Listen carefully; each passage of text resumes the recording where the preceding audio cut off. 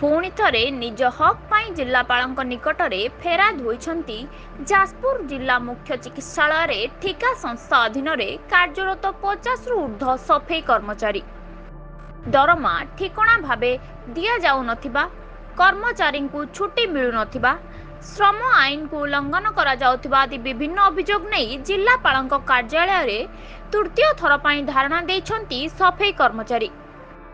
जिला मुख्य चिकित्सालय कार्यरत सफेई कर्मचारी माने विभिन्न अभियोग नहीं जिला मुख्य चिकित्साधिकारी निकटरे एक मास तले धारणा देथिले। परे जिला मुख्य चिकित्साधिकारी तागिद परे संपृक्त ठिका संस्था को प्रतिश्रुति परे पुणी कार्य जोग देथिले सफेई कर्मचारी। मात्र यार एक मास परे संपृक्त ठिका संस्था प्रतिश्रुति पालन करिनथिबारु पुणी 50 रु ऊर्ध्व सफेई कर्मचारी जिला प्रशासन द्वारस्थ होई जिलापाल निखिल पवन कल्याण को अवगत करने सह धारणा देथिले।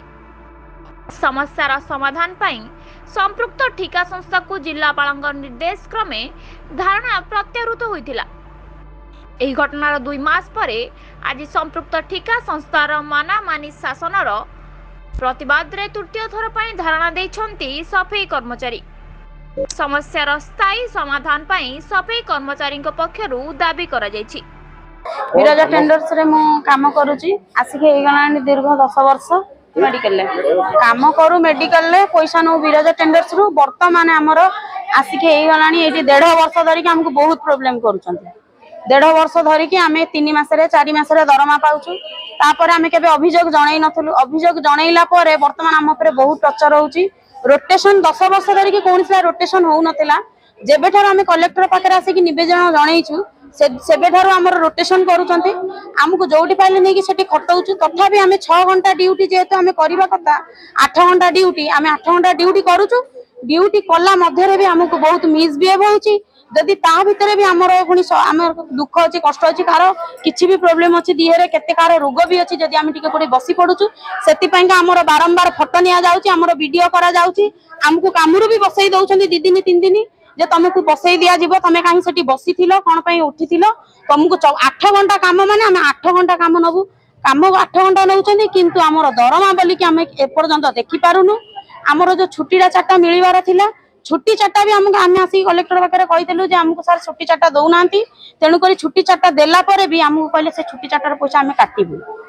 आगामी दिन हमें यही कहया चाहूँ देखो हमर आमे दुखी लोक आमे खटिले खाइबु तेणु करी हमको एजेंसी बहुत हैरान करूची।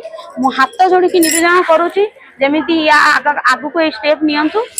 आ एति पय का मु कहूची जे हमर एटे समस्ते माँ माउसी समस्ते आसीचंती तेणु करी कि समस्त कथा शुणु। आमे आगुरु स्टेप नौ नथलु कारण हमको धमक दिया जाउतला एबे आमे स्टेप नेइछु। तेणु करी आपण माने आपण को हाथ जोड़ी कहूची हम कथा टिके बुझंतु। एतिकी मोर होची निवेदन। आगुरु आमे दिथर बसिथवा हतु हमको बुझाई देकी नहीं गले बुझाई देला परे हमर दरमा छाडिले हमर दरमा छाडला परे वर्तमान एबे 2 मास लानी दरमा मिलुनी। आ परे भी हम पिला छ केमिति चलिबु सारे दरमा छुट्टी करी कि आमे जाई कि लोक घरे मूल मजूरी लागुछु। जदी छुट्टी भी करूछु तो काली काहे पचारी के आसीनो सर हमको तो पैसा दउनांती आमे पुनी मूल लागिले तो कोन खाइबु। आमे याडे छुट्टी करी कि सियाडे खटुछु। दरमा दउनांती 2 मास होला दरमा दउनांती। जदी दरमा न दउछु आमे गरीब लोक सर चलिमु केमिति एठी काम करूछु। हमको दरमा कथा कहला बेलू आमको कहते तुम्हें बसी जाओ घरे बसई दौरान पेमेंट दौना कहते ये बाहरी जाओ।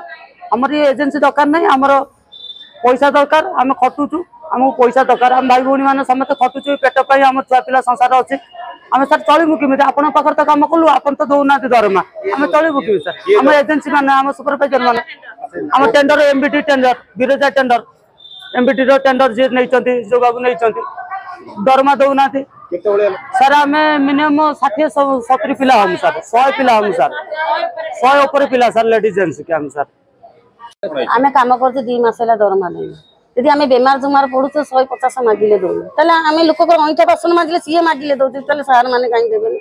मो छुआ 10-8 वर्ष चाकरी कला एसेंस रे जो बेमार पइला दरमा मागिले मरी गला पछे ता दरमा देले से मोला परे ना सुथिला बेले तले आमे लोक को काम करी लाभ कोन ए दरमा बंद करछथि बोली बसेछि एपीएफ दउना 6 मास देले 6 मास दउना बंद रखुछथि।